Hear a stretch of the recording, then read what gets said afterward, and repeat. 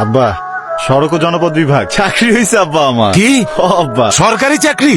হায় আল্লাহ, তুমি এতদিনে আমার পোলার দিকে মুখ ফিরে চাইলা। আমার পোলা এত কষ্ট করছে, আমি এত কষ্ট করছি। বাবা, তোর সরকারি চাকরি হয়েছে। বাবা, তুই পরিশ্রম করছস, আল্লাহ তোরে চাকরি দিছে, সরকারি চাকরি। এখন তোর দায়িত্ব ঠিক মতো কাজ করা। আরো বড় হবি বাবা, আমার মুখ উজ্জ্বল করবি। আমার বুকে আয় বাবা।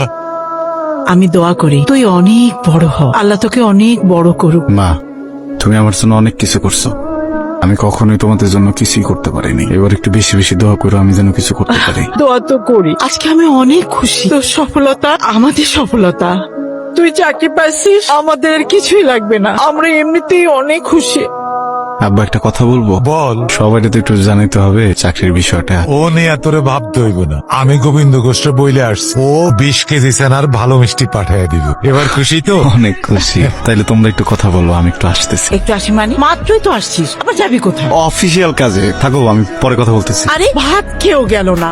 আরে বোঝো না, কোথায় গেছে বোঝো না? আকবর মাস্টারের মেয়ে। তোমার না মুখে কিচ্ছুই আটকায় না। হয়েছে আনসারো? না ছাড়বো না, ভালো লাগতেছে এখানে কিছুক্ষণ থাকি। বুঝতেছো না কেন? সন্ধ্যা নামতেছে না? আনসারো, 5 মিনিট। আমি তো চাই তুমি সারাদিন রাতে এখানেই থাকো, কিন্তু চাচি রাজি হবে না। রাজি হবে না কেন? 100 কিলোমিটারের যে রাস্তাটা হবে ওইটার ফাইল স্যার। আপনি কি ছুটিতে আছেন? এই অবস্থা কেন কাপড়ের? Sorry sir. কালকে থেকে ঠিক করে আসবেন।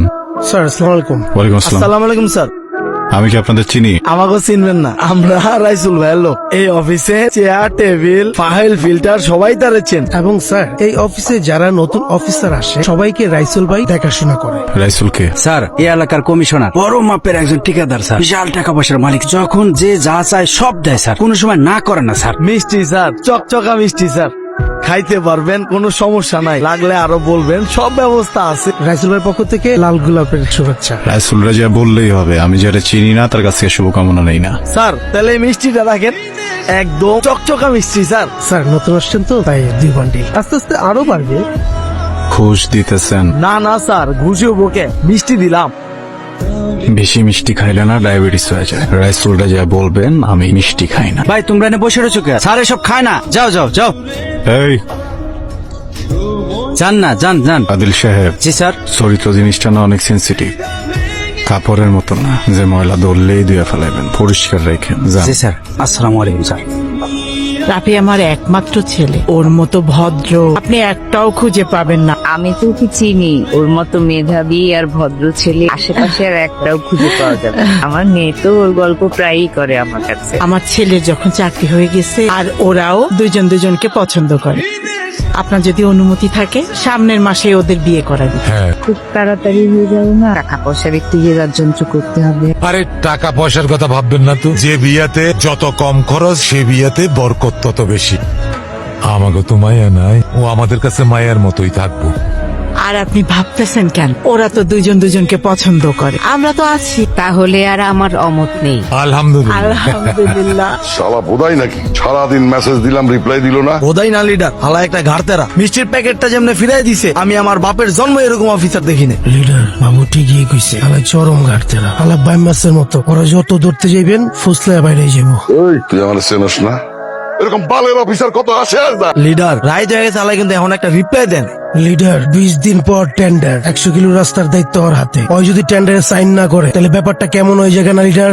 এই সবকিছুর একটা দাম আছে না, কেউ একটু কম কেউ একটু বেশি। ওই রাফি কততে বিক্রি হইব সেটাই খালি দেখার বিষয়। আমি না সারাক্ষণ খালি তোমার কথাই ভাবি। তুমি কেমন আছো, কি করতেছো, খাইছো কিনা। মাঝে মাঝে মনে হয় কি আমি তুমি, তুমি আমি। আমার জীবনও তুমি ঠিক এমনই। আমি কি করতাম? কিছুই না, তারপরে আমার সাথে থাকতাম। ভবিষ্যতে কি করব না করব কোনো ঠিক ঠিকানা ছিল না। তুমি কি কখনো আমার হাত ছাড়ছো? কখনো ছাড়ো নাই, সবসময় আস্থা রাখছো। না রাখার উপায় আছে? তোমার যাইতে দিলার পাইতাম কই। খুঁজলে আমার মতো 1000টা রাফি পাওয়া সম্ভব, কিন্তু তোমার মতো একটাও সাবিয়া পাওয়া যাবে না। হয়েছে, চুপ করো। তুই যে আমার কাছে 5000 টাকা নিয়ে সত্যি টাকা দিতেছিস নাকি? টাকা নেওয়ার সময় বাপ বাপ খরচ টাকা চালিয়ে দিলেন, আজকে আমার টাকা দিবি। দেখ ইকবাল, টাকা পাবি, টাকা নিবি, বাপ মা তুলে কথা বলবি। এই হালার বলা, বাপ মা তুলে গালি দিন না মানে? আজকে যদি টাকা না দিস তোরা খেজুর গাছের লোকে বাঁধেন। খেজুর গাছের লোকে বানি মানে? আমি তো তোর টাকা কইছি দিয়ে দিব। কয়দিন ধরে করে দিচ্ছিস আমারে? এই কলার ছাড়, কি হয়েছে রে? টাকা ভাই টাকা দেয় না আমার। সব তো বন্ধু বান্ধব, তুই কলার ধরবি? সত্যি টাকা পায়? হ্যাঁ, ওর কাছ থেকে 5000 টাকা ধার দিচ্ছি। ভাই এই লো, এই জায়গায় 3000 টাকা আছে আর 2000 টাকা আগামী মাসে আমার কাছে লয়ে যাইস। আরে বন্ধু বান্ধবের কলার মলার ধরা হয়তো দূরের কেউ না, তাই না? মানুষের টাকা দেশ নাকি লিগা তুই তো জানাস আব্বা অনেকদিন ধরে অসুস্থ, এই জন্য ধার দানা করে ওষুধটা কিনছি। তুই আমার অনেক বড় উপকার করবি। এরপর টাকা পয়সা লাগলে আমারে কইস, এর অর্থে টাকা নেওয়ার কোনো দরকার নাই। ভালো মানুষে আল্লাহর দুনিয়া অনেক পরীক্ষা করে আল্লাহ। কে আপনি? শুনলাম আপনি ছুটিতে, তাই আপনার বাসার দিকে যাচ্ছিলাম। আমার নাম হচ্ছে রাইসুল কমিশনার। এটা কি? গাড়ির রিমোট বেয়াদবি নিয়েন না। আপনি যে মোটরসাইকেল চালান এটা আপনারে মানায় না, তাই আপনার একটা গাড়ি গিফট দিলাম। ওই যে গাড়ি, ড্রাইভারও আছে। আপনার অফিসে 100 কিলোমিটারের একটা রাস্তার টেন্ডার হইব, আপনি খালি সিগনেচার করবেন, বাকিটা আমি দেখুন। গাড়ি পছন্দ হয়েছে? রাসূল সাহেব, আপনার কথা অনেক মিষ্টি। আমি ভাবছিলাম আপনার গাড়িটাও আপনার কথার মতোই আরাম, কিন্তু বসার পরে বুঝলাম আপনার মনের মতো ময়লা। কি করার, বাসায় জ্ঞান কাপড় চোপড় ধুইতে হইব। আপনার চাবি। আমি যে বেতনটা পাই সেটা কোনো কমিশনারের বাপের দেয়া না, জনগণের। আর জনগণের সাথে বেইমানি না। ভালো থাকবেন। হ্যাঁ রাফি, বিয়ার দিন তো ঠিকই আছে। আমি ভাবছি 200 জনের আয়োজন করুক, একটা মাঝারি সাইজের গরু কিনুম আর চাল কিনুম 1 মন। বাসমতি কিনতে হইব, মানুষজন খাওয়াবো, একটু ভালো খাইতে হইব না? আচ্ছা, তোর কি আর কাউরে বলার ইচ্ছা আছে? অফিসের 2 জনে বলা লাগতে পারে। ঠিক আছে। তোর নতুন চাকরি ছুটি দিতে পারবি তো আব্বা? হেড অফিস থেকে ফোন। আসসালামু আলাইকুম স্যার। কার সাথে কিভাবে কথা বলতে হয় জানো না? ফাজলামি করো। আর কয়দিন চাকরি করো, কি বোঝাতে চাও তুমি? রাইসুল একজন পরীক্ষিত ঠিকাদার, ওর সাথে তোমার এত ঝামেলা কিসে? তুমি যত দ্রুত পারো অফিসে এসে সব ঝামেলা মিটাবে, ওকে?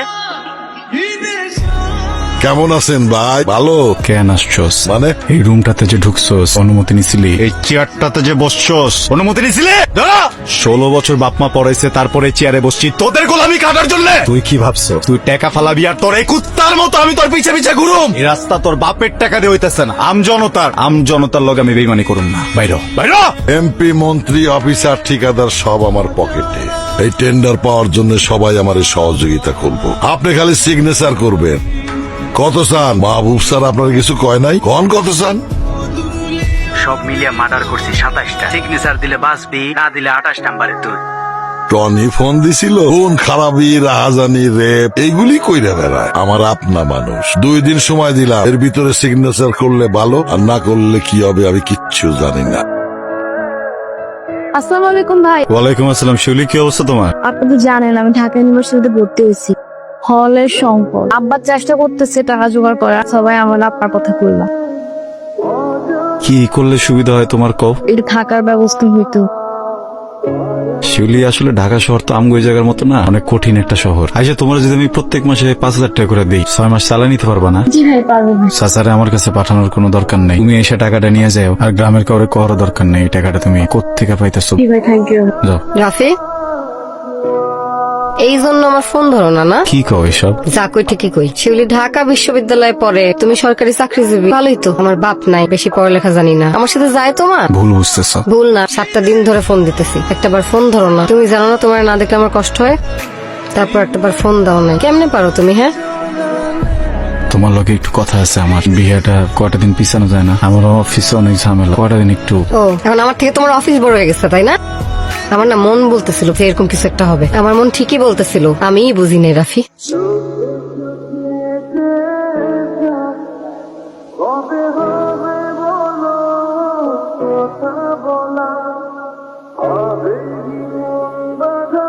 এত বেতন, এত ভালো চাকরি, আমার তো আগেই সন্দেহ হয়েছিল। হ্যাঁ গো, কি মাইয়ার অভাব হয়েছে? বিয়ে তো ভাঙে নাই মা, পিছাইছে। পিছাইছে, সবাইরে দাওয়াত দেওয়া শেষ, এখন কয় বিয়া পিছাও। বুঝি না আমি কিছু, সুসময় আইছে তো, এর লেগা তোর মতো দুঃসময়ের বন্ধুরে ভুইলা গেছি। দেখ গিয়া বড় লোকের মাইয়ার পিছে ঘুরতেছে। মানুষের আমি কি কমু? ছোট হইলাম না আমি? এই পাইছো রে? না, ফোন ধরে না তো, ফোন বন্ধ। বন্ধ? আমার মনে হয় জরুরি কোনো কাজে ব্যস্ত আছে। আচ্ছা, তুমি এক কাজ করো, সাবির একটা ফোন দাও না।